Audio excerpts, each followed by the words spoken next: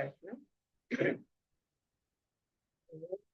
Vasudho ma sarvada tamaso ma mrityurma amrita.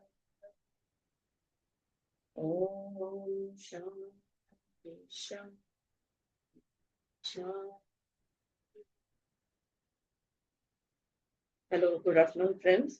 So last class में हमने 26 तक के मंत्र किए थे. सांख्य तत्व ज्ञान पढ़ रहे हैं. 26 मंत्र we had done up to, and now we come to the 27th मंत्र. In the 27th mantra they say that mana, so up to 26th we studied the 5 karmendriya and the 5 jnanendriya, right? And now manas, they are saying that manas is ubhayatmak. It is the word that they have used over there, ubhayatmak. मनस को उभयात्मक कह रहे हैं. और देखो, इंद्रियों में 10 इंद्रिय बोले तो 5 कर्मेंद्रिय, 5 ज्ञानेन्द्रिय, लेकिन कई ग्रंथ मानते हैं 11 इंद्रिय है. जो काम करते हैं उसको इंद्रिय कहते हैं, राइट? जिसका फंक्शनिंग होता है उसको इंद्रिय कहते हैं. तो 5 कर्मेंद्रिय, 5 ज्ञानेन्द्रिय और 11वां बनता है मनस. तो मन को 11वां इंद्रिय माना गया है. और यहाँ पे मन को उभयात्मक कहते हैं. उभयात्मक वो होता है जो दोनों करता है, यानी ज्ञान भी ग्रहण करता है इसलिए ज्ञानेन्द्रिय है, और कर्म भी करता है इसलिए वो कर्मेंद्रिय है, राइट? ज्ञान लेता है मन. हमारी आंखें किसी भी चीज को देखे, लेकिन मन पहचानता है कि क्या है. So cognition and perception is done by the mind, even though the eyes are seeing, even though the ears are hearing, the perception and the cognition is done by the mind. So that is one function of the mind, जो जिसको हम कहेंगे ज्ञान इंद्रिय. तो ज्ञान ग्रहण करने वाला इंद्रिय. और कर्मेंद्रिय यानी एनालाइजिंग, थिंकिंग, मेमोराइजिंग, है ना, स्मृति में रखना, तर्क वितर्क करना, सोचना, ये सारे जो काम है इसको कहेंगे हम कर्मेंद्रिय. तो ये कर्म करते हैं, करता है मन, इसलिए उसे कर्मेंद्रिय भी करता है. संकल्प विकल्पात्मिका इति मनः, ये उसका डेफिनेशन दिया गया है. मन वो है जो संकल्प विकल्प करते रहता है. ईच मनस सीज डिफरेंटली. अब यहाँ पे वो कह रहे हैं कि नानात्वम बाह्य भेदश्च, यानी हरेक का मन अलग अलग दिखता है. क्यों लगता है सबका मन अलग दिखता है?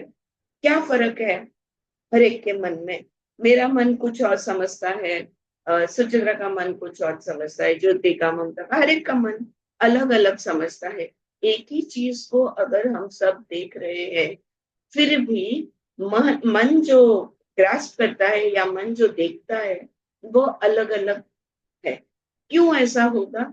Why do you think it is that every mind reads differently, cognizes differently, perceives differently? What is the difference, basic difference, which we are studying in सांख्य तत्व ज्ञान? किस चीज के प्रमाण में फर्क है हमारे? पंचमहाभूत नहीं, पंचमहाभूत काय समजून? विचारांमध्ये नो. 3 काय आहेत आपल्याकडे? त्रिगुण, गुण, त्रिगुण.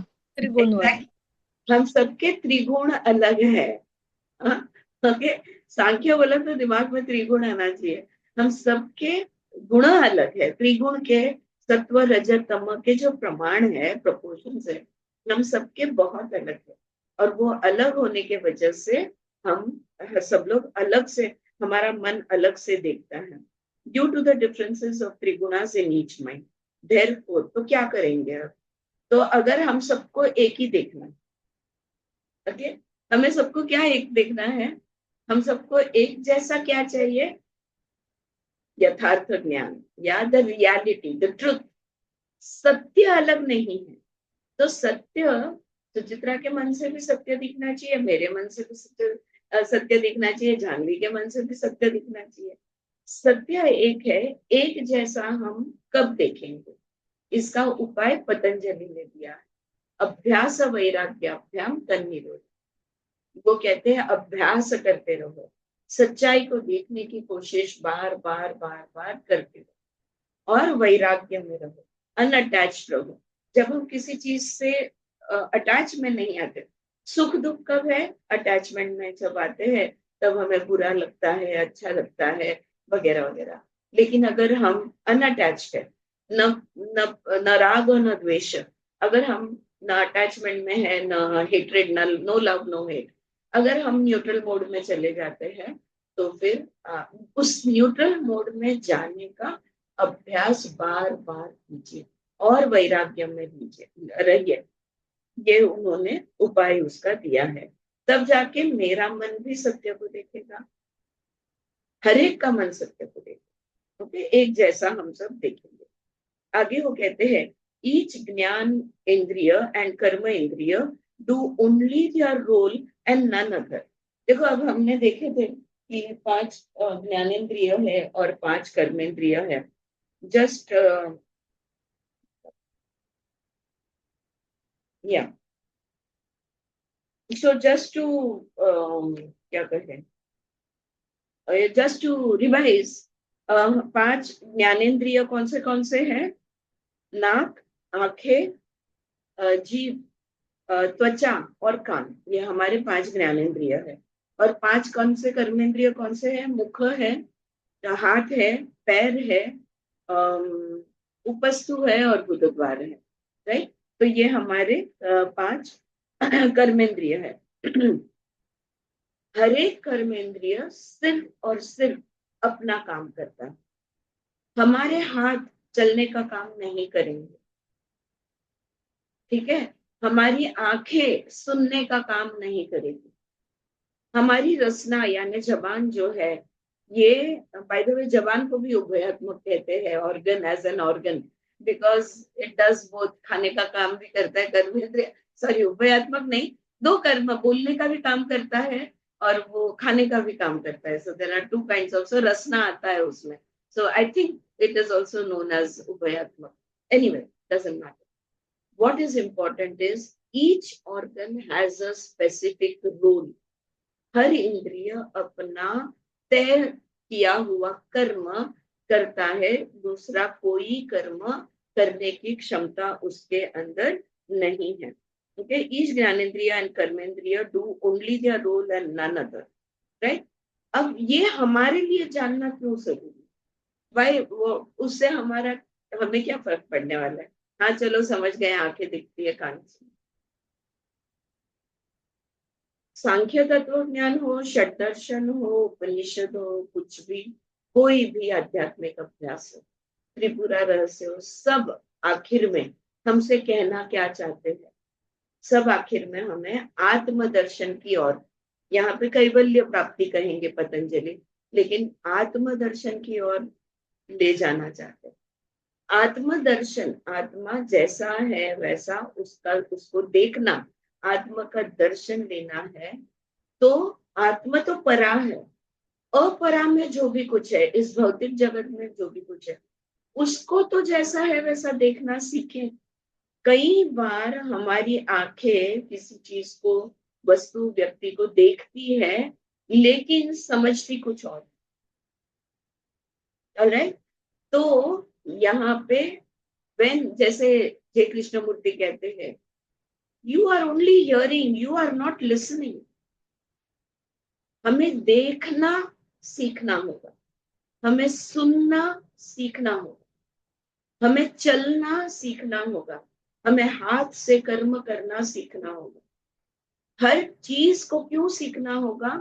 ताकि हम उसको, उसका जो कर्म है ये पूर्ण अवेयरनेस के साथ वो कर सके। तो सीखना यानी क्या? सीखना यानी सजगता को रखना। Be aware. When you're talking, be aware that you are talking. When you're eating, be aware that you are eating. When you're working, be aware. So we have to raise the awareness of each and every karmendriya and jnana, and also the mind. We have to notice if our mind is going into a thinking mode. बहुत ज्यादा सोचने लग जाता है मन, तो हमें जागरूक होना है कि नहीं, आज बहुत ज्यादा विचार आ रहे हैं। Right, so awareness is water, so learn to see, learn to hear. That is why we need to know that each organ is doing their own function and nobody else's. हर एक का अपना कार्य अगर हमें पता चल जाए, हम आंखों को अपेक्षा नहीं करेंगी की वो सुने भी, राइट. आपण गल्लत खूप घालतो ह्या इंद्रियांच्यामध्ये. So we will not mix up these things. Next, now the function. तो ये हो गए कर्मेंद्रिय, ज्ञानेंद्रिय और मनस का. Now the functions of the 3 internal organs. अब अंतर मन के 3 ऑर्गन्स है, 3 इंद्रिय है. कौन से हैं? अंदर के 3 इंद्रिय, ये बाह्य इंद्रिय. अंतर इंद्रिय 3 कौन से हैं? बुद्धि, बोलो. बुद्धि, अहंकार, जी, मन. बुद्धि, अहंकार और मन, ये अंदर के 3 ऑर्गन्स है. तो कर्मेंद्रिय, ज्ञानेंद्रिय बाह्य ऑर्गन्स, बुद्धि, अहंकार, मन अंदर के ऑर्गन्स. दे आर, उनका भी काम स्पेसिफिक. बुद्धि का काम मन नहीं करता, मन का काम अहंकार नहीं करता. उनके भी जो कार्य है, उनके जो कर्म है, उनके जो फंक्शंस है, ये भी स्पेसिफिक है. यहाँ पे बहुत इंटरेस्टिंग एक बात उन्होंने इस मंत्र में कह दी. एक कार्य है जो सब मिलके करते हैं. बुद्धि, अहंकार और मन तीनों भी एक कार्य है जो सब मिलके करते हैं, और वो कार्य है पंच प्राण का कार्य को नियंत्रित करने का काम. तो हमारे जो 5 प्राण है, प्राण, अपान, व्यान, समान, उदान, राइट. ये जो पंच प्राण हमारे अंदर कार्यरत है, इन 5 को सपोर्ट, आधार देना और उनको नियंत्रित करना, मेंटेन करना, ये मन, बुद्धि और अहंकार तीनों मिलकर इस पंच प्राण को संभालते हैं. ये जानना क्यों जरूरी है? मन विचलित हुआ तो पंच प्राण विचलित, बुद्धि विचलित हुई तो पंच प्राण विचलित, अहंकार कम ज्यादा हुआ तो पंच प्राण विचलित. ये समझना जरूरी है कि जो गतिविधियां हमारे मन, बुद्धि और अहंकार में चलती है, इसका डायरेक्ट परिणाम हमारे पंच प्राण पे होता है, जिससे हमारा शरीर बिगड़ सकता है. Make sense? Yeah right? Yeah. So ये बात यहाँ पे उन्होंने, the activities of the panch pranas are supported and maintained by the man, buddhi and ahankar, the intellect, ego and the mind. So that is one function which is common to all. But otherwise, mind does its own function, intellect does its own function, ego has its own function. ये एक दूसरे के उनके it is उनके fixed है function, वो उसके दायरे के बाहर नहीं जाते. Now, the functioning of the 3 internal, that is buddhi, ahankar and manas, and any one or more indriya of a perceivable object is simultaneous or successive. देखो अब वो क्या कह रहे हैं, मन, बुद्धि, अहंकार ये नहीं छूटने वाले, ठीक है. ये तो एक साथ, मतलब ये 3 काम करेंगे. ये 3 कभी कार्यरत होते हैं जब बाहर का इंद्रिय कुछ चीज से जुड़ता है, अपने अपने विषय से जुड़ते हैं. आंखों का विषय है, कानों का विषय है, जिह्वा का विषय है, त्वचा का विषय है, हाथों का विषय है, पैरों का विषय है. हर इंद्रिय का अपना अपना विषय है, और वो अपने अपने विषय की तरफ आकर्षित होते रहते हैं. तो प्रत्याहार करते हैं तो अपने विषय से हम उसे सजगता के साथ दूर करते हैं, उसे कहेंगे प्रत्याहार. अपने आहार से हम उन्हें पीछे खींचेंगे, अपनी विल पावर से, अपनी बुद्धि से, उसे कहेंगे प्रत्याहार. लेकिन अदरवाइज वो अपने अपने विषय की तरफ जाते ही रहते हैं, प्रवृत्त ही होते रहते हैं. अब यहाँ पे वो कह रहे हैं कि किसी भी चीज का ज्ञान ग्रहण के लिए ये 3 और एक या अधिक इंद्रिय, 10 इंद्रिय में से एक या अधिक इंद्रिय की जरूरत होती है. और ये चारों मिलकर ज्ञान ग्रहण करते हैं। अब ये जो चारों मिलकर ज्ञान ग्रहण करते हैं ये एक साथ हो सकता है या एक के पीछे एक हो सकता है। कैसे? उदाहरण से बहुत क्लियर हो जाएगा। I touch a burning piece of coal, एक गरम कोयले को मैं स्पर्श करती हूँ। I will instantly remove my hand, मेरा हाथ तुरंत पीछे हटेगा। Through the sense of touch, हुआ क्या? Through the sense of touch, स्पर्श ज्ञान से the mind perceived intense heat, मन ने जाना कि ये बहुत ही ज्यादा गर्म है। The ego determined that it is painful, ego ने कहा नहीं नहीं ये तो दुख भरा है। And the buddhi determined that the hand has to be pulled away instantly, और बुद्धि ने कहा कि हाथ को तुरंत ही पीछे ले। आलं लक्षात कसं काम झालं? हाथ ने कोयले को स्पर्श किया, राइट? तो मन ने कहा अरे बहुत गर्म है, तो अहंकार ने कहा नहीं नहीं दुखद है, बहुत गर्म है, पर अहंकार ने कहा दुखद है। और अहंकार का काम क्या है? दुख से भागना और सुख के पीछे, दुख से दूर भागना, सुख के पास भागना। तो अहंकार ने कहा कि ये दुखद है, और बुद्धि ने कहा तुरंत ही हाथ हटा लेने की जरूरत है। तो मन, बुद्धि, अहंकार और स्पर्श ज्ञान, त्वचा या हाथ कहो, तो अब यहाँ पे त्वचा भी आई और यहाँ पे हाथ आई, यानी दो इंद्रिया आए, दो कर्मेंद्रिया। ठीक है, एक कर्मेंद्रिय एक ज्ञानेन्द्रिय, ये दो इंद्रिया आए, पांचों ने मिलकर एक क्रिया की। और एक उदाहरण दे देती हूँ। नो आई थिंक दिस, अब ये देखो, हाथ लगते ही हमने पीछे खींच लिया। समझो कोई गर्म बर्तन है, उसको स्पर्श करते ही पीछे खींच। अब आप सोचो, क्षण में इन सब लोगों ने कार्य किया। तो यहाँ पे मुद्दा ये है, what the point is, it can be successive or it can be one after the other, successive or it can be simultaneous। तो एक के पीछे एक हो सकता है या एक साथ ये क्रिया हो सकती है। नाउ फर्दर ऑन दिस से, most of the time these four organs function in a successive manner। ज्यादातर क्या होता है, एक के पीछे एक कार्य होता है। जैसे कैसे? ये सेकंड एग्जांपल लेते हैं। Mind based on previous experience, एक minute, no, if I'm looking at a mango, the eyes bring the image to the मन। मैंने एक आम को देखा, तो मेरी आंखों ने मन को आम का चित्र दिखाया। या आम जो वस्तु फल है ये दिखाया। The mind based on previous experience determines that it is a mango। अब मन को पता है, उसके पूर्व कर्म से या पूर्व अनुभव से मन को पता है कि ये एक आम है। The ego knows that it is fond of the mango।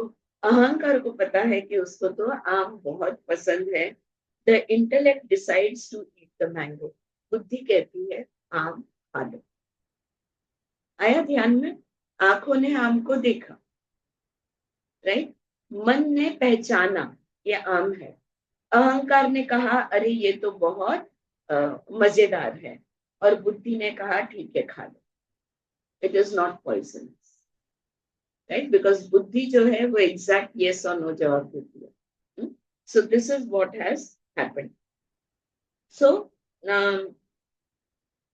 Right, तो इस तरह से काम होता है। अब ये तो बाह्य वस्तु की बात हो गई।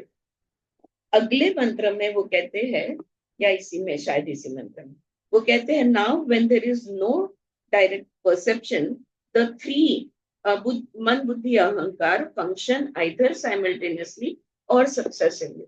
अब सामने कोई वस्तु व्यक्ति नहीं, फिर भी ये मन, बुद्धि, अहंकार जो है, ये तीनों मिलकर एक साथ या एक के पीछे एक कार्यरत हो जाते हैं। कैसे? How? Thought of a mango,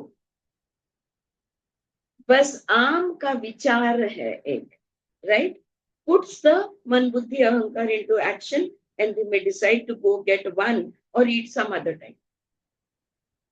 अगर याद भी आ जाती है, यानी स्मृति के आधार पे भी कर्म होते हैं, मन बुद्धि अहंकार के कर्म होते हैं, और ये मन बुद्धि अहंकार बाह्य आंतरिक 24 घंटा ऑन है. हाँ, इनको ब्रेक नहीं होता unless if we go into deep sleep. तीसरे पुरा में अगर हम चले जाए, त्रिपुरा के तीसरे पुरा में, they have no break, they are continuously on. अब सोचो कितना ड्रेनेज होता होगा, कितने थक जाते होंगे. हाँ, मन बुद्धि अहंकार तीनों भी, चाहे कोई वस्तु व्यक्ति सामने हो या ना हो, बस एक स्मृति से, एक याद से भी तीनों काम पे लग जाते हैं. और तो फिर इस तरह से तीनों काम पे लगते हैं, और फिर बुद्धि तय करती है कि ओके चलो अभी खा लेते हैं या कुछ समय बाद खाना, depending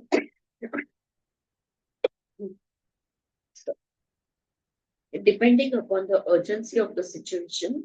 This action can occur simultaneously or successively. अब हमने कहा ये जो क्रिया है, जो कर्म है, चारों का, पांचों का या तीनों का मिलके, ये जो कर्म है ये एक के पीछे एक होता है लगकर. हाँ, या तो ये एक साथ होता है, सो सक्सेसिवली और साइमल्टेनियसली.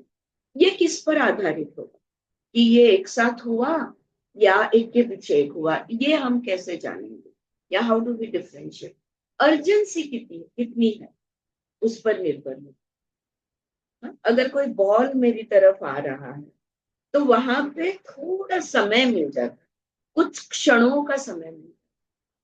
लेकिन अगर समझो मैंने गरम तवे को हाथ लगा दिया, अब मेरे पास समय, तो वो एक साथ कार्य करता. So it can be successive or simultaneous depending upon the urgency. तो फिर अब मैं क्या करूं, तो मी काय करू, असं असेल तर असेल, आता मी तर मला हे जाणून काय करायचं, that is the question. So what has it got to do with me? What it has got to do with us is that we have to learn to allow each organ to do their work without interference. अपघात, ma'am, अपघात होतो म्हणजे त्यातलं एक अभाव असेल एका इंद्रियाचा, असं है ना, तेव्हाच अपघात होत असेल एखादा. तरी पण अपघात असलं तरी पण कार्य तर तिन्ही एकत्र करतातच. पण आपलं लक्ष नसेल किंवा मन जर नसेल काही तिथे, असलं, कोणी गरम याला हात लागला तर चटका बसू काहीही शकतो. असलं तरी, म्हणजे अगदी तू तव्याकडे बघितलं नाही आणि हात लागून गेला, तरी पण मन बुद्धी अहंकार एकत्र कार्यरत होणार. काही कारण काय आहे जान्हवी, अनुभव मिळूच शकत नाही त्याशिवाय. या तिघांमधनं एक नाहीये असं जर झालं तर अनुभवच नसतो. मन नसलं तरी अनुभव नाही, बुद्धी नसलं तरी अनुभव नाही, अहंकार नसलं तरी अनुभव. हे तिघं एकत्रितच कार्य करते, तीनों एक साथ ही काम करते हैं, चाहे तुम्हारा ध्यान हो न हो. सो मन अगर वहां पे नहीं था, पर मन हाथ लगते ही एक्टिव हो जाता है. गरम चीज को हाथ लगा लिया, तुम्हारा मन पहुंच गया, एक क्षण में उधर से इधर आ गया. और मन जब तक नहीं पहुंचता तब तक अहंकार, अरे दर्द भरा है, ये बोलेगा कैसे. जो आदमी कोमा में है उसको अगर तुम शस्त्र क्रिया कर लो, उसको समझने वाला है, पटतंय का नाही पटत. पटतंय. कुठेही मन असलं तरी ते तिथे पोचणारच, आणि मन पोचल्याशिवाय बुद्धी आणि अहंकार काम नाही. आता इथे लक्षात येतंय की मन, बुद्धी आणि अहंकार हे जेव्हा कंटिन्युअस एकत्र वर्क करतात तर त्याचा इफेक्ट्स कसे होतात. तो ते तीन जे आपले गुण आहेत, त्रिगुण जे आहेत, ते किती इम्पॉर्टंट आहे त्याचं महत्व इथे कळतंय आता. बरोबर. पण त्याला आपण काय म्हणतो, इफेक्ट जे तू म्हणाली त्याला म्हणतात अनुभव, experience. Right, that we gain experience out of this. So like I was saying, हर इंद्रिय अपना अपना काम करता है। अगर उसके बीच में कुछ अगर उनके बीच में अगर इंटरफियरेंस नहीं हुआ तो, टांग नहीं अड़ाई तो, कौन इंटरफियर करता है? हर इंद्रिय के कार्य में इंटरफियर कौन करता है? क्या लगता है आपको? ये सारे इंद्रिय भी, 3 आंतरिक इंद्रिय है, 10 बाहर के इंद्रिय है। अब बताओ, ये 13 में से इंटरफियर करने वाला वो जो एक क्लास का नॉटी बच्चा है वो कौन है? मन मन नहीं है। बुद्धी असेल का? मन मन है। नहीं मन नहीं, मन ही। मन क्यों है? क्योंकि विचार मन में ही आते हैं। परसेप्शन कॉग्निशन माइंड ही करता है। It is the mind who interferes in everybody's functioning, and that is when we lose our balance. तो क्या करना पड़ेगा? मन को शांत करना पड़ेगा। शांत यानी क्या? हाँ, मौन करना पड़ेगा। चित्त वृत्ति निरोध, योग चित्त वृत्ति निरोध। समझ लो, देखने में मन इंटरफियर करता है, सुनने में मन इंटरफियर करता है, चखने में मन इंटरफियर करता है, स्पर्श में मन इंटरफियर करता है, बुद्धि कुछ कहती है तो भी मन उसमें बीच में जाके संकल्प विकल्प करते रहता है, अहंकार को भी मन ओवरराइड करते रहता है। मन ही है जो सब जगह पे टांग अड़ाता है। और मन में क्या है? मन में वृत्तियां है, यानी विचार है, थॉट्स है। Thoughts exist in the mind. If the mind is quiet, everyone will do their work. किसी को सुपरविजन की गरज नहीं है, सबको अपना अपना काम पता है और वो एग्जैक्टली वो काम करते रहते हैं। So if not interfered, all the organs will perfectly perform. ये पॉइंट यहाँ पे बनता है, right? Now we move on to the next mantra. So that was the 30th mantra. 31st, each organ does its role or function. The organ is not made to act by anything or anyone. देखो, किसी भी इंद्रियों को कोई भी जबरदस्ती नहीं कर सकता। It is not made to act by anything or anyone. सबको अपना अपना काम पता है। Their purpose is only to serve the Purusha. हर इंद्रिय जानता है कि वो अपने आत्मा के, अपने राजा के सेवा में है और वो अपना अपना काम बराबर से करते रहता है। Like each soldier in an army serves a king. Patanjali in Sutra number 2.18 mentions that the role of the Prakriti is to fulfill the purpose of the Purusha, which is to provide experience and final liberation. Experience को कहेंगे भोग। योगाचे students से 2 शब्द खूब important है। और final liberation यानी मोक्ष को शब्द जो यूज किया गया है सांख्य में भी, आगे जाके न्याय में भी, पतंजलि के इसमें भी अपवर्ग ये शब्द यूज किया है। भोग और अपवर्ग। 2.18 का सूत्र याद दिलाओ दूं। प्रकाश क्रिया स्थितिशीलम भूतेन्द्रिय आत्मकम भोग अपवर्ग अर्थम दृश्यम। पतंजलि ने भी यही बात किया है, प्रकाश क्रिया स्थितिशीलम। राइट, प्रकाश क्रिया और स्थिति, ये किसके कार्य की बात कर रहे हैं? वो त्रिगुण के कार्य की। सत्व जो है प्रकाश देता है, रज जो है क्रिया देता है और तम जो है ये स्थिति में रखता है। किसको? भूतों को और इंद्रियों को। किसके लिए? आत्मकम भोग अपवर्ग अर्थम दृश्यम। आत्म की सेवा में भोग और अपवर्ग, लिबरेशन एंड एक्सपीरियंस, ये दोनों देने के लिए प्रकृति ये करती रहती है। Is this clear?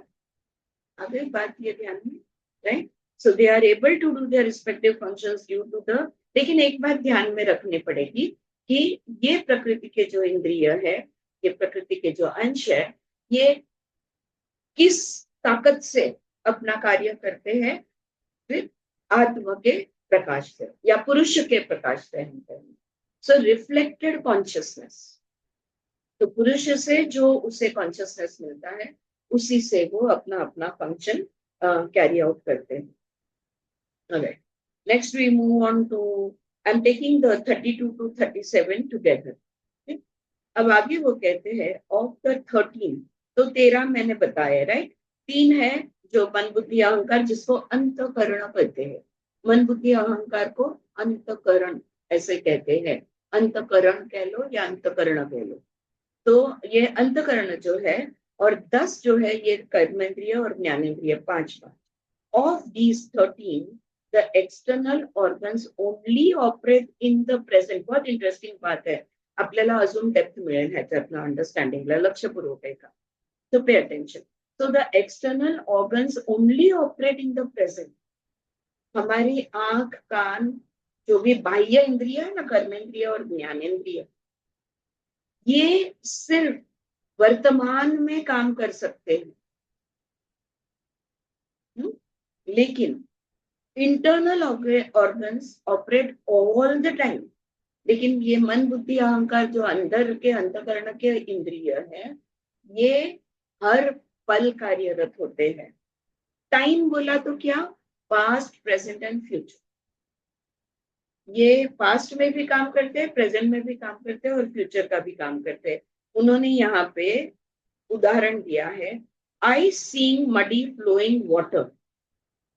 जब आप मिट्टी का पानी बह रहा है, ये अब भी मेरी आंखें देख रही है वर्तमान में। अनुमान इज इट हैज रेन्ड, तो अनुमान क्या लगता है, मन अनुमान क्या लगाता है या बुद्धि अनुमान क्या लगाती है, बारिश हो चुकी है। ये हो गया भूतकाल, पास्ट। एंड अगर मेरी आंखें देखती है कि काले अंधेरे बादल छाए हुए हैं, तो अनुमान क्या लगाती हूँ, बारिश होने वाली है। ये हो गया फ्यूचर, भविष्य का। तो मन बुद्धि अहंकार वर्तमान, भूत, भविष्य, तीनों काल में यानी ऑल द टाइम ये कार्यरत होते हैं। जबकि जो इंद्रिय है, 10 इंद्रिय, ये सिर्फ और सिर्फ वर्तमान में काम कर सकते हैं। मेरी आंखें कुछ अब भी जो दिख रहा है वो छोड़ के कुछ और देख नहीं सकती। मेरे कान अब भी जो सुनाई दे रहा है वो कुछ और वो छोड़कर और कुछ नहीं सुन सकते, न भूत की न भविष्य की। इसलिए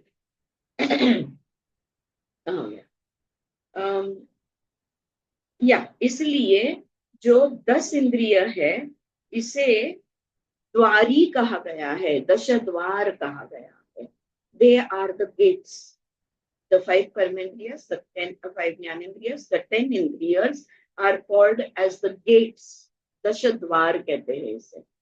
और जो 3 है मन बुद्धि अहंकार, इसे द्वाराणी कहा गया है, यानी गेट कीपर्स कहा गया। इस 10 द्वार के द्वारपाल ये 3 है, मन बुद्धि और अहंकार। पता है इन तीनों में से भी शांत रखना सबसे आसान, अहंकार को फिर भी हम शांत रखते हैं। सबसे कठिन मन को शांत रखना। Amongst this also it's very difficult, right? So the 10 are the dwari or gates and the 3 are the gatekeepers या द्वाराणी. It is through buddhi that the Purusha witnesses all.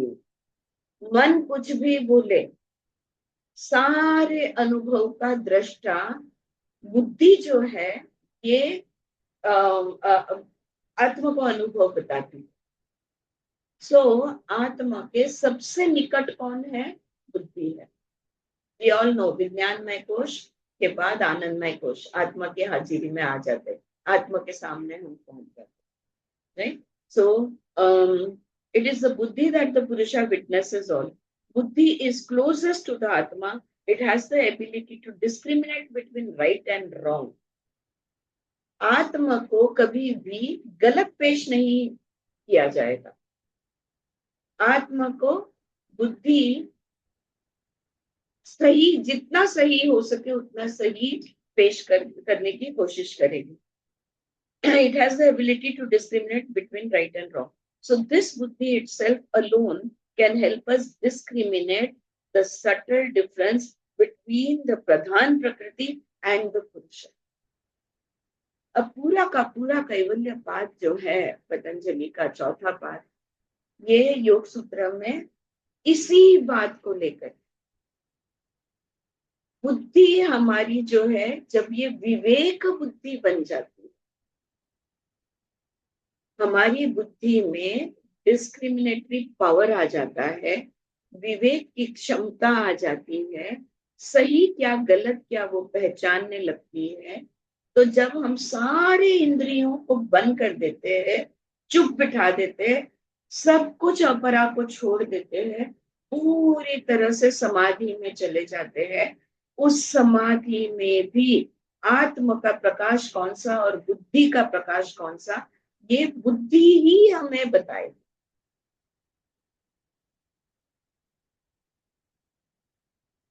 हमारे सारे जो हिस्से हैं, हमने अब देखे ना, हमारे 24 हिस्से, 25वां तो आत्मा है, हमारे जितने भी हिस्से हैं, ये सारे हिस्से छोड़ने के लिए बुद्धि की जरूरत। आखिर तक सविकल्प समाधि तक, आखिर तक हमारे साथ कौन है? बुद्धि है। मैं हमेशा कहती हूँ बुद्धि आखिरी लाठी है जो हमने छोड़नी है। So the last step, the final step is letting go of the intelligence also, is letting go of the buddhi also, तब जाके आत्मदर्शन होता है। लेकिन वो आखिरी पल तक या आखिरी स्टेप तक हमें कौन ले जाता है? सिर्फ और सिर्फ बुद्धि ले जा सकती है। आ रही है बात समझ में? Is this clear? Right? So the intelligence, we have to hold on to our intelligence. We have to become more and more wise. We have to get maximum wisdom till the last moment. And when we become total Ritambhara प्रज्ञा, जब हमारी प्रज्ञा ऋतंभरा हो जाए, ये भी पतंजलि ने दिया हुआ योग सूत्र का टर्म है, इतनी उच्च अवस्था में पहुंच जाए, तब उस ऋतंभरा प्रज्ञा को भी छोड़ना होगा आत्मदर्शन करने के लिए, या आत्मा परमात्मा को एक होने के लिए, या जो भी, to merge the individual consciousness with the personal consciousness.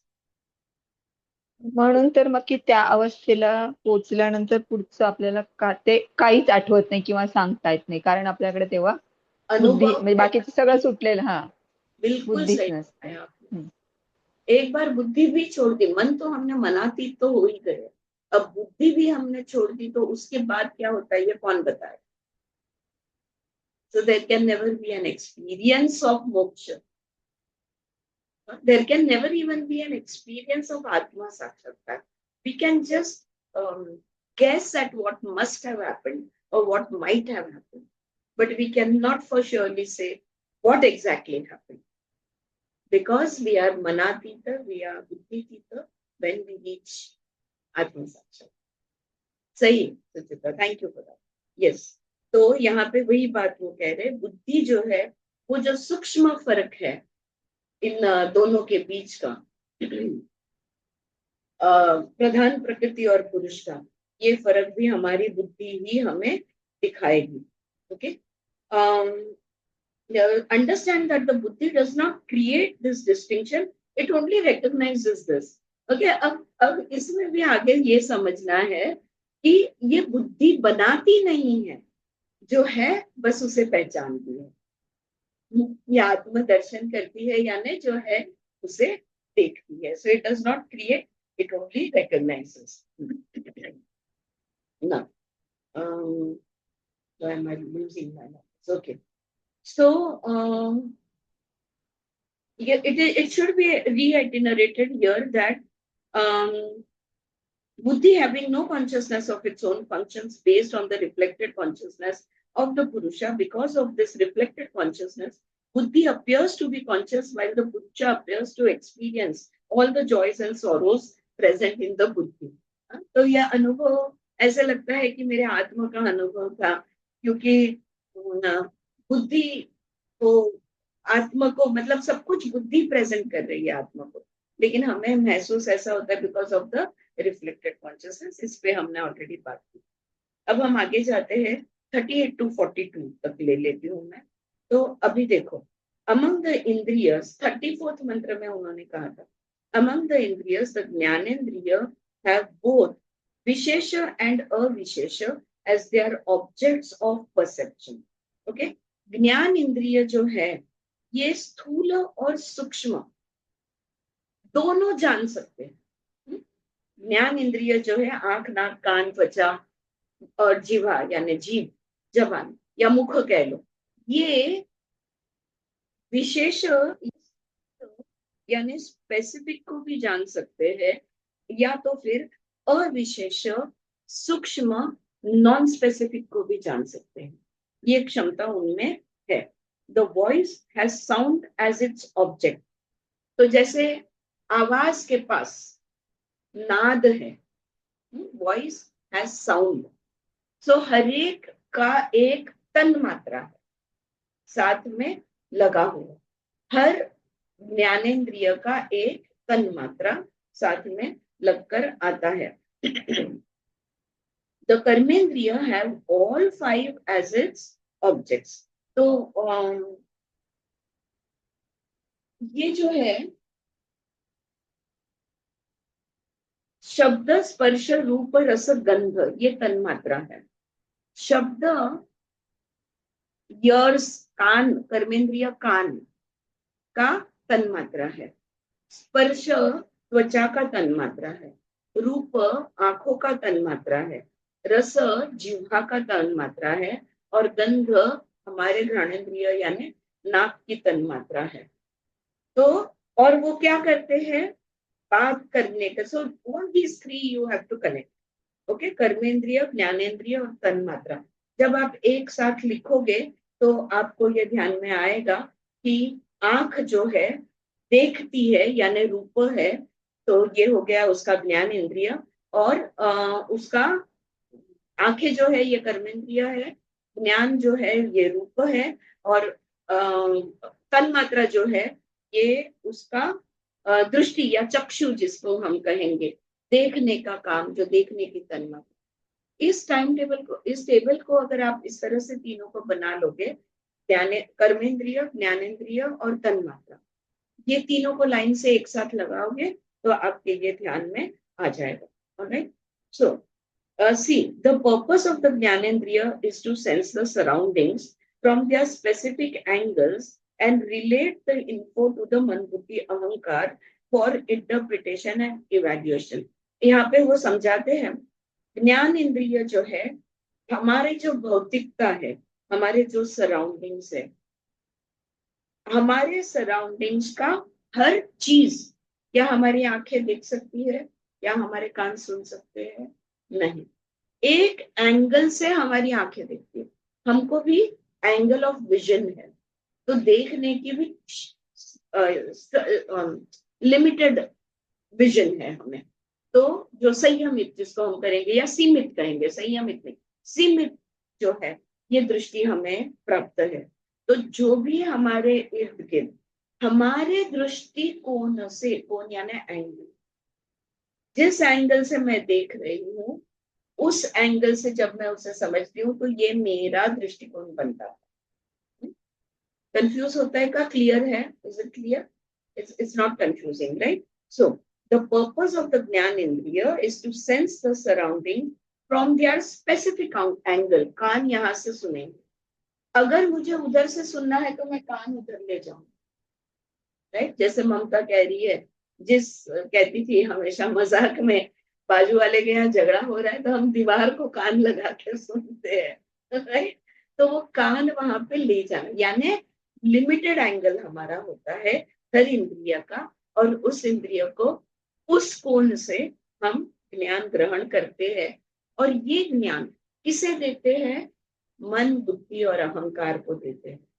ये मन, बुद्धि, अहंकार इसे इंटरप्रेट भी करता है और इवैल्यूएट भी करता है, यानी ये क्या है, किसकी आवाज है, पहचान की है या नहीं है, अच्छी है या बुरी है, मुझे पसंद है या नहीं है, मन बुद्धि और अहंकार तीनों कहेंगे, उसके हिसाब से तय होगा कि आगे करना क्या है। The collection of data in this manner is meant to present the experience of the material world to the associated purusha via the buddhi, और जो भी निष्कर्ष निकलेगा वो बुद्धि पुरुषा को पहुंचाए। तो हम कहते हैं ना आत्मिक अनुभव हो रहा, वो अनुभव बुद्धि ने आत्मा तक पहुंचाया। क्यों? क्योंकि ये सब आत्मा की सेवा में है, राजा के सेवक है। So now it's up to the buddhi to keep और डिस्कार्ड द इन्फो। अब आत्मा को प्रेजेंट करने का या आत्मा तक इस बात को पहुंचाने का या नहीं, ये कौन तय करेगा? बुद्धि तय करेगी। मन के पास वो पावर नहीं, अहंकार के पास वो पावर नहीं। सो बुद्धि तय करेगी कि यह आत्मा तक ये पहुंचाना है या इसे यहीं पे उड़ा देना है या छोड़ देना है। Now the 5 tanmatras are अविशेष and the bhutas are विशेष। अब जब हमने कहा ना सूक्ष्म और स्थूल, अविशेष को कहते हैं सूक्ष्म, सटल इंग्लिश में, और विशेष को कहते हैं स्थूल यानी ग्रॉस इंग्लिश में। अरे तो ये जो 5 तन्मात्रा है हमारे शब्द स्पर्श रूप रस गंध, तो ये जो है ये सूक्ष्म है, आर सटल एंड भूतास आर ग्रॉस, अविशेष है। तो 5 तन्मात्रा अविशेष है, लेकिन पृथ्वी जल अग्नि वायु आकाश ये विशेष है। यानी भूत जो है, पंच महाभूत जो है, ये स्थूल है, विशेष है, ग्रॉस है। अरे ये एक बात उन्होंने यहाँ पे समझा दी। And can be known through the 5 भूतास and experience can be taken. अब देखो पृथ्वी जल अग्नि वायु आकाश, इसका अनुभव कौन लेगा? हमारे रस शब्द स्पर्श रूप रस गंध लेंगे, यानी हमारी तन्मात्रा पंच महाभूत का अनुभव लेंगे। जब ये पंच महाभूत का अनुभव हमारे तन्मात्रा यानी शब्द स्पर्श रूप रस गंध लेते हैं, तब 3 चीजें हो सकती है। कोई भी अनुभव, जब ये भूतों का अनुभव, महाभूत पृथ्वी जल अग्नि वायु आकाश, चाहे वो ब्रह्मांड का हो या पिंड का हो, जो पिंडी वो ब्रह्मांडी, हम सब जानते हैं ये पूरा ब्रह्मांड 5 महाभूत से बना है, हमारा शरीर भी 5 महाभूत से बना हुआ है। तो कोई भी अनुभव बाह्य हो या आंतरिक हो, ये जब लिया जाता है तो 3 परिणाम इसके बनते हैं। बहुत सिंपल है, सुख, दुख और विषाद। विषाद यानी डेल्यूजन, भ्रम। तो या तो प्लेजर, प्रीति, जहां पे एक मंत्र में उन्होंने बोला था, यानी सुख। दुख यानी अप्रीति, जो वही मंत्र में उन्होंने बोला था, और विषाद भी उसी मंत्र में उन्होंने बताया था। तो ये 3 परिणाम उसके होते। Are you getting the hierarchy of functioning? ये फिजियोलॉजी हो गई, मन अंतकरण की फिजियोलॉजी हो गई, right? So this is how the functioning happens. देखो, और एक एग्जाम्पल सिंपल उसने दिया है। अब मेरे पास घर है और मैं घर की छत पे खड़ी हूँ, आकाश तत्व का अनुभव मेरा सुखद है।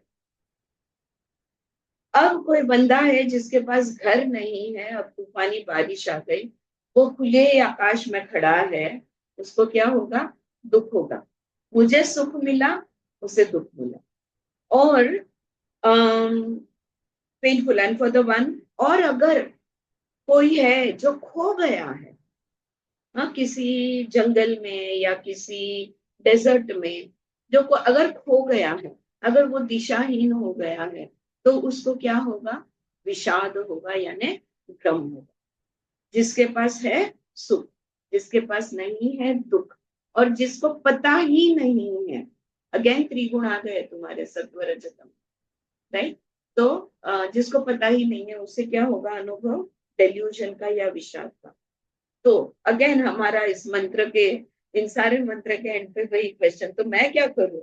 Okay, what should I do? Right, हमें क्या करना है? पेशेंस रखना है और बैलेंस रखना है। हम हमारे साथ दुख सुख और विषाद का अनुभव आध्यात्मिक मार्ग पर होता है कि नहीं? होता है कि नहीं होता है? हाँ, कभी मेडिटेशन बहुत अच्छा हो गया, कभी मेडिटेशन अच्छा नहीं हुआ, और कभी कभी लगता है ये मैं कर क्या रही हूँ? योग भी कर रही हूँ, मेडिटेशन कर रही हूँ, अभ्यास भी कर रही हूँ, लेकिन कहाँ हूँ मैं? दिशाहीन हो गई, तो भ्रम हो सकता है, यानी विषाद। तो यानी हमारे मार्ग पर, हम अगर आध्यात्मिक मार्ग पर है, हम कहाँ जा रहे हैं? हम पुरुष तक पहुंचने की कोशिश कर रहे हैं, राइट? आत्मा का साक्षात्कार करने की कोशिश कर रहे हैं, यानी पुरुष तक पहुंचने की कोशिश। अब हमारे मार्ग में हमें सुख दुख और विषाद का अनुभव, प्रीति और प्रीति और विषाद का अनुभव होगा। तो ये जब अनुभव होंगे तभी हमने शांत, स्थिर और सबसे इंपॉर्टेंट धीरज रखना, पेशेंस। आएगा, मेरा टाइम आएगा। Right, so we have to be patient. Every life you have to be patient. Okay, it can be this life. Okay, it can be this life. Okay, so we will find our way to the Purusha. Is this clear? All right. Now I'll take up the next mantra, which is 39. अब देखो, तो ये ध्यान में आ गया विशेष विशेष, specific and non specific, जिसको आप कह सकते हैं सूक्ष्म और स्थूल, और you can even say subtle and gross. Right? Now, our body has 3 specifics. अब हमारे शरीर को 3 विशेष है, हमारे शरीर में 3 विशेष है। हमारे पास शरीर में 3 चीजें हैं, विशेष 3 चीजें हैं, स्पेसिफिक चीजें हैं।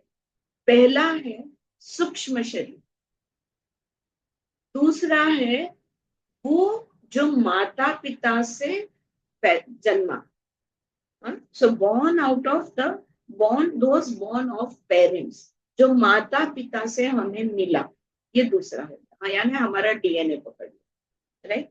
और तीसरा है पंचमहाभूत। हम सब में पृथ्वी जल अग्नि वायु आकाश है। पंचमहाभूत पे अगर चर्चा करने की इच्छा हो तो हम अलग से कर लेंगे। तो ये पंचमहाभूत, तो स्पेसिफिक चीजें है, सूक्ष्म शरीर जो माता पिता से मिला वो, those born out of the parents, and third is Panchamahabhut या 5 bhutas. The Sukshma Sharir transmigrates through many lives and many bodies. जब ये शरीर, जो स्थूल शरीर जो है, ये माता पिता से मिला हुआ डीएनए जो है, ये पंचमहाभूत है, ये हम यहीं पे छोड़ जाएंगे। जब मृत्यु आएगी यहीं पे छोड़ जाएंगे। तो हमारे साथ क्या जाएगा? तुम्हारा मन बुद्धि अहंकार जाएगा। तुम्हारा सूक्ष्म शरीर इस जीवन से अगले जीवन में जाएगा, इस शरीर से अगले शरीर में जाएगा। अनेक जीवन, अनेक शरीर से क्या गुजरता है? मन बुद्धि अहंकार गुजरता है। So I had a case, मुझे याद है, एक मेरे पास केस थी, वो जो लेडी थी वो बहुत ही डोमिनेटिंग थी इस जन्म में। शी वॉज अ गायनेकोलॉजिस्ट, और वो बहुत ही स्ट्रॉन्ग थी। उसका चलना भी थी, इतनी 5 फुट की, लेकिन चलती भी ऐसे थी। जब उसका हमने ट्रांसलेशन किया और उसने अपना पिछला जन्म देखा, तो वो पिछले जन्म में कमांडर थी, आर्मी ऑफिसर थी, राइट? और उसमें उसे अपना नाम उसको याद था, वो उसने कहाँ पे ड्यूटी की थी, किस वॉर में वो थी, वो सब डिटेल्स उसने बताए। बाद में गूगल किया तो वो सब सही थी। सच में उस व्यक्ति, उसके जैसे दिखने वाला आदमी था, सच में वो एक कमांडर था, सच में उसी जगह पर वो घटना हुई थी, वो युद्ध हुआ था, और वहां पे उसने जो भी कार्य किया। सो वी कैरी अवर अहंकार ऑल्सो, नॉट जस्ट मन बुद्धि। ये मेरा पॉइंट है। This is what I am trying to say. जी मैम। मैम इसको ही चित्त बोलते हैं ना, सॉरी, इसको ही चित्त बोलते हैं ना हम लोग, मतलब compilation of all three. Yes, ये तीनों मिला के चित्त बनता है, अंतकरण में चित्त बनता है. So these are the three things which transmigrates to many lives and many bodies. The physical body from parents is perishable. जो जो माता पिता से हमें मिला है, यानी क्या, 6 मिले हैं. हाँ, उन्होंने मंत्र में 6 लिखे हैं. 6 क्या? पंचमहाभूत और DNA. Okay, if you are not paying attention, you will miss out on that. So पंचमहाभूत और डीएनए, यानी जो 6 है, ये नष्ट हो जाते हैं, ये पेरिशेबल है, ये खत्म होते हैं. The bhutas with the body provide space, growth, nourishment, aggregation and stability. तो देखो, within the body, शरीर के अंदर जो पंच महाभूत है, इनसे हमें क्या मिलता है? तो पृथ्वी जो है, ये हमें स्थिरता देती है, स्टेबिलिटी. जल जो है, वो हमें एग्रीगेशन देता है. एग्रीगेशन यानी एकत्रीकरण. हाँ, ये जल देता है. अग्नि जो है, फायर, ये हमें नरिशमेंट देता है, यानी हमारा पोषण करता है. एयर यानी वायु हमारी ग्रोथ करता है, हम बड़े होते हैं या ग्रो होते हैं. और आकाश तत्व जो है, स्पेस जो है, ये शरीर के अंदर हर एक खून बहता है, अन्न चलता है, जो बाहर फेंकना है वो भी चीज, everything is moving with in the body. ये मूवमेंट के लिए स्पेस देता है. आकाश तत्व जगह देता है. आकाश तत्व के बगैर कोई भी चीज हिल नहीं सके. इस बात को समझ लो. तो ये है. तो जो पंचमहाभूत, जो 6 जो है, एक पेरिशेबल है. भूत जो है, शरीर के अंदर के पंचमहाभूत, ये हमें ये चीजें देते हैं. The transmigration of the sukshma शरीर कंटिन्यूस. कब तक चलेगा मन बुद्धी अहंकार का प्रवास? कधीपर्यंत चालणार, काय वाटतं? ये शरीर, जीवन से जीवन, शरीर से शरीर, life time to life time, body to body. The sukshma sharir will keep on going. जब तक क्या नहीं हो जाता, जीवन का मोक्ष, लिबरेशन. लिबरेशन, मोक्ष. यानी कैवल्य प्राप्ति, यानी पुरुष के साथ एक रूप नहीं हो जाता, आत्म साक्षात्कार नहीं हो जाता. तो जब तक तो पुरुष प्राप्ति नहीं होती, तब तक ये चलते रहने वाला है. It continues till kaivalya prapti. The subtle body needs the gross body for support to function and vice versa. सूक्ष्म शरीर स्थूल शरीर के बगैर कार्य नहीं कर सकता. स्थूल शरीर सूक्ष्म शरीर के बगैर कार्य नहीं कर सकते. पंच ज्ञानेन्द्रिय, पंच कर्मेंद्रिय, पंचभूत, स्थूल शरीर और डीएनए, और मन बुद्धि अहंकार जो है, सूक्ष्म शरीर, ये एक दूसरे के बगैर काम नहीं कर सकते. They can not function without each other. The subtle body, sukshma sharir, is formed for the sole purpose of purusha. मन बुद्धि अहंकार चित्त निर्मित ही हुए हैं पुरुष की सेवा करने के लिए, आत्मा की, ब्रह्म की सेवा के लिए. The subtle body, through the all-pervading power of Prakriti and its association with dharma adharma, manifests in various roles. अब आगे देखो, वो अब पुनर्जन्म, अलग अलग योनि के बारे में अब वो बात करते हैं. वो कहते हैं सूक्ष्म शरीर प्रकृति के त्रिगुण की ताकत से, फ्लक्चुएटिंग गुणास ऑफ द प्रकृति. सूक्ष्म शरीर सर्वव्यापी प्रकृति के त्रिगुण की ताकत से और धर्म अधर्म यानी कॉज एंड इफेक्ट की वजह से. तो एक तो प्रकृति की ताकत चाहिए, और सर्वव्यापी प्रकृति की त्रिगुण की ताकत हम कहेंगे, और दूसरा जो है कॉज एंड इफेक्ट यानी कर्म की थियरी जो हम कहते हैं, कार्य कारण भाव. ये दोनों के वजह से हमारा रोल कौन सा होगा, योनि कौन सी होगी, ये तय होगा. अब इन्होंने स्पेसिफाई किया है कौन सी योनि, देव योनि हो सकती है, मनुष्य योनि हो सकती है, वनस्पति की योनि हो सकती है, यानी there's another word used for it, and प्राणी के रूप में भी हम आ सकते हैं, पौधा बनकर भी आ सकते हैं, प्राणी के रूप में भी हम आ सकते हैं। लाइक अ ड्रामेटिक एक्टर, एक हमें रोल दिया गया है, बस हमने वो रोल निभाना है।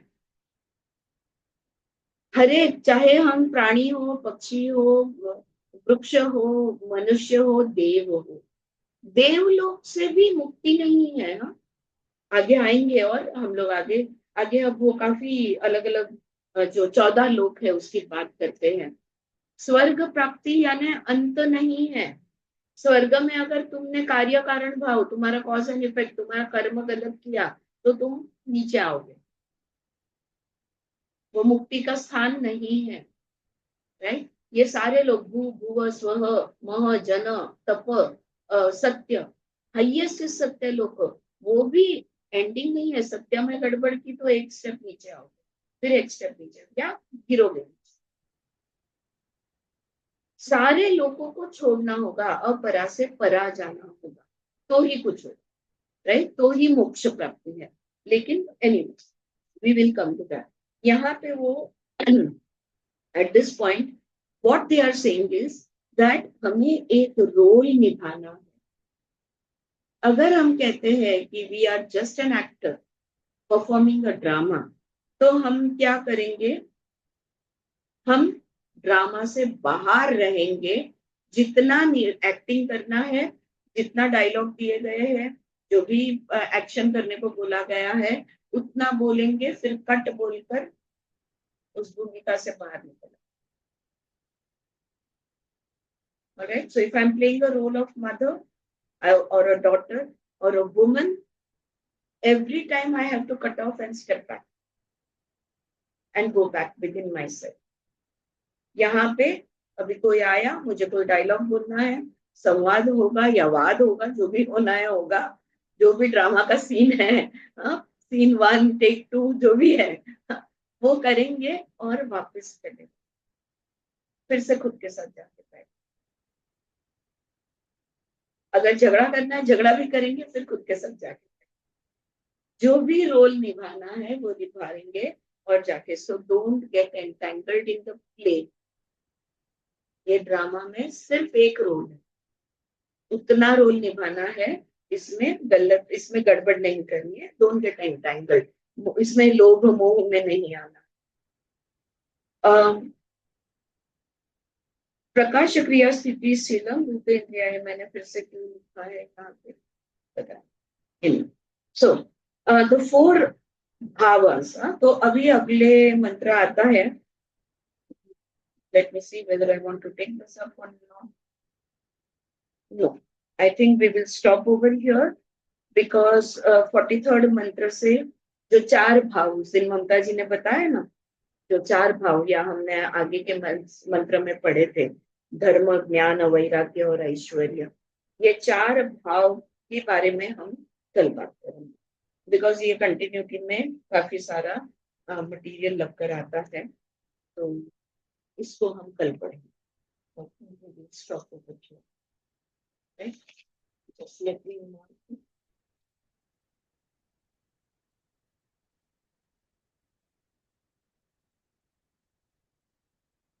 मोस्टली कल हो जाएगा हमारा सांख्य तत्व ज्ञान पूर्ण हो जाएगा।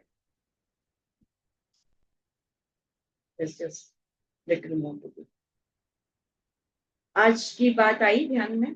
Was it clear to everyone? Yeah, was it okay?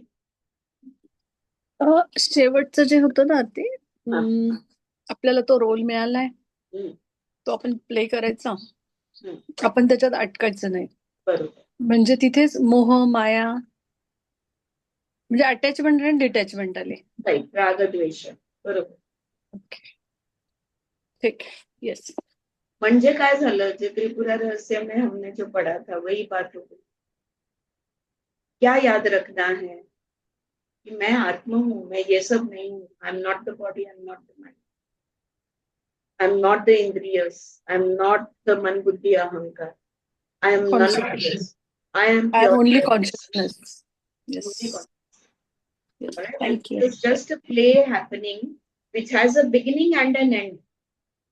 The only thing that does not have a beginning and an end is my consciousness. Because it continues all. Yes, Swati? अगं म्हणजे मला वाटतंय ते बघ बरोबर आहे का? आपण जागृत अवस्था म्हटल्यावर मन काम करायला लागल्यावर नंतर बुद्धी आणि अहंकार काम करायला लागतं. बरोबर? आणि ज्या वेळेला आपल्याला समाधीकडे जायचंय, मन आधी बाहेर पडतं, मग बुद्धी आणि सगळ्यात आधी अहंकार पडतो. हा, आधी अहंकार, बरोबर. मग मन. मन आणि मग बुद्धी नंतर. Absolutely right. ऍब्सोल्युटली. त्यांच्या सिक्वेन्सिंग मध्ये पण फरक पडतो.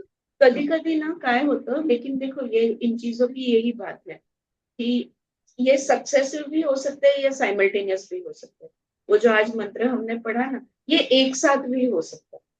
क्षण में मोक्ष प्राप्ति भी होती है. ऑफकोर्स अनेक जन्म के पूर्व कर्म होते हैं, लेकिन क्षण में ये मन, बुद्धि, अहंकार बिल्कुल विड्रॉ हो जाते हैं और आदमी मुक्त हो जाता है. तो ये वैसे भी हो सकता है या सीक्वेंशियली, जैसे स्वाति जी ने अभी बताया वैसे कि अहंकार पहले छूटता है, फिर मन छूटता है, फिर लास्ट में बुद्धी छूटती है.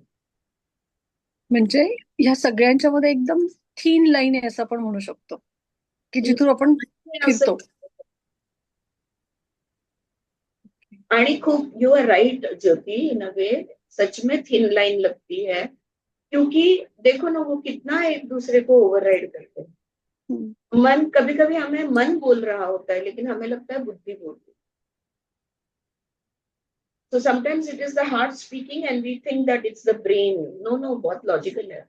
नहीं, बहुत करेक्ट है. लेकिन actually it is the heart's desire which is making you confused about whether it is the heart or the mind or the brain. Who is it which is talking?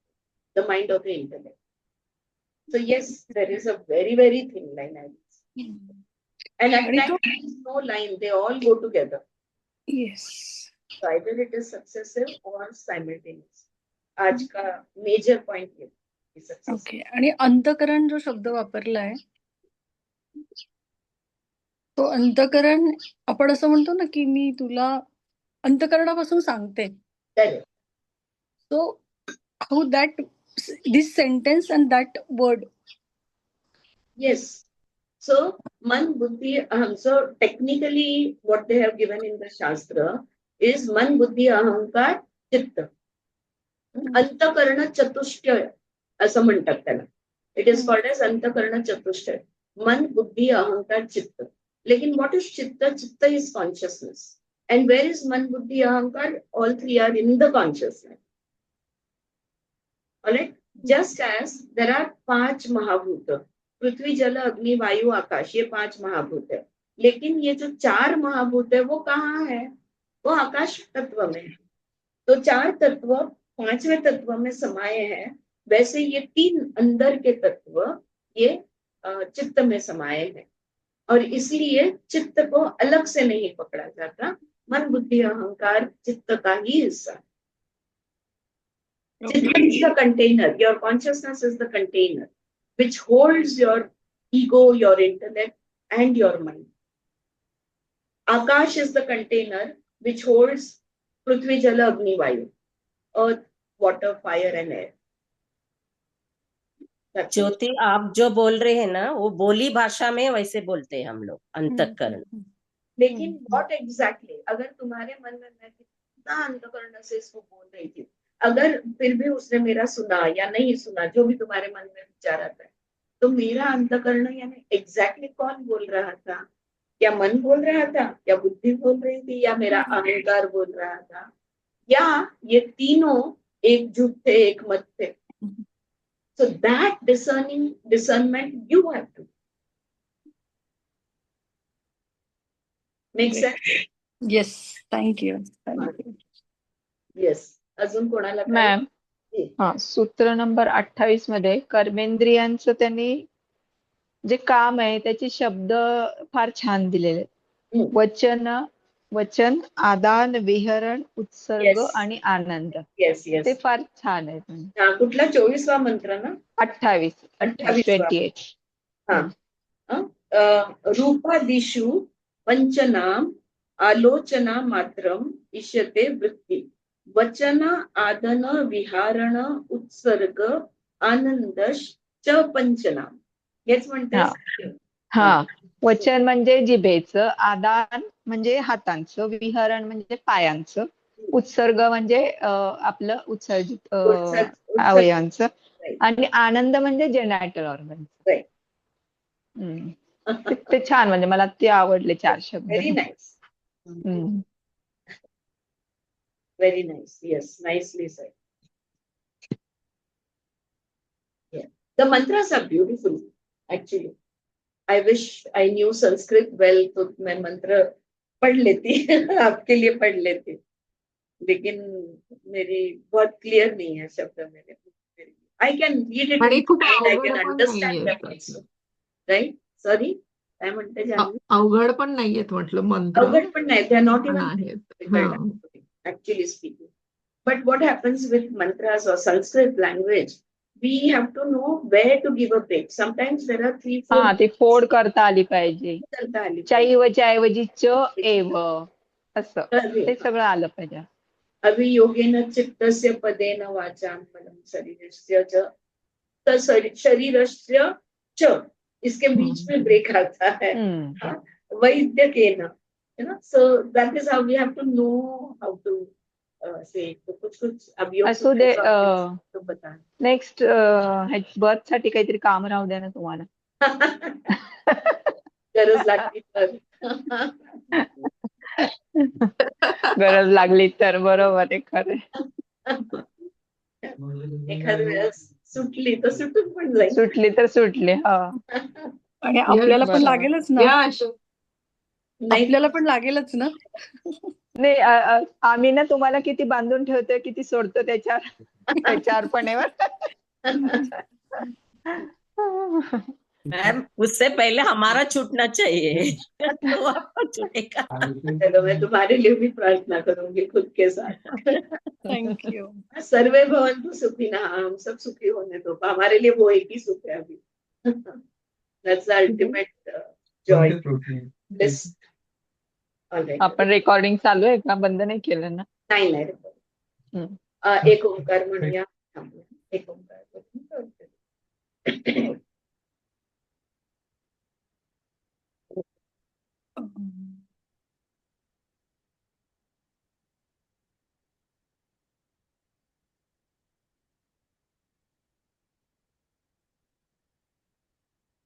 Yes. Thank you guys. I'll see you tomorrow.